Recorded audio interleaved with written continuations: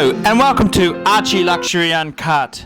Today I'd like to ask the question, did Live Aid do anything constructive to help alleviate famine in Ethiopia and the Sudan? And we all remember Bob Geldof, who conveniently got a knighthood out of the exercise. But did it fucking feed these hungry Africans? And the honest answer is that most of the money went to a corrupt Ethiopian leader. But more about that in a minute.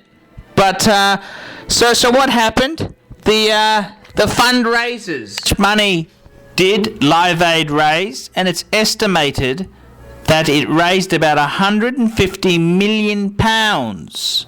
150 million pounds. And that's as a result of the Live Aid in 1985 concerts. And it's also, this was also the most famous there was that the single largest donation came from the ruling family of Dubai. They donated £1 million with a phone call to Bob Geldof. The question is, did it do any good? And this is an interesting thing. And I'll just have a look at that. Although a professed admirer of Bob Geldof's generosity and concern, Fox News Channel TV host Bill O'Reilly has been critical of the Live Aid producers' oversight of the money raised for starving Ethiopian people, claiming in June 2005 that much of the funds were siphoned off by Mengistu Haile Mariam and his army. That was the leader of Ethiopia. O'Reilly believes that charity organisations operating in aid-receiving countries should control donations rather than possibly corrupt governments. Well, in Mengistu's case, he was a fucking corrupt bastard who's now fucked off, and he was granted asylum in Zimbabwe. And it's quite interesting there, is that how much did it help? And Bono responded that corruption, not disease or famine, was the greatest threat to Africa. Corruption, not disease or famine.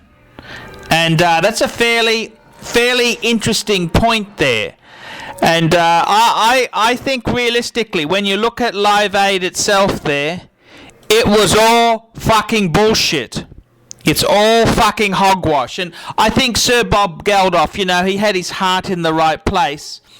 But these corrupt fucking Africans, they're mean, nasty fuckers. And the money itself was all siphoned off. What a fucking evil fucking thing to do. It's just fucking evil. And it's very, very sad when you think about how much money was raised. There is no easy way to resolve these issues. There's no easy way. And the money was pissed. It's like pissing into a fucking campfire.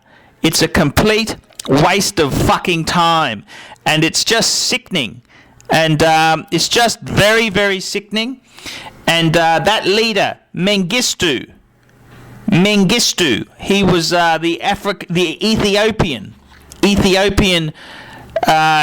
was the head of Ethiopia, the president, and he of course was a Marxist-Leninist, and he fled to Zimbabwe in '91 at the conclusion of the Ethiopian Civil War, and he's apparently been responsible for deaths of up to 1.285 million people.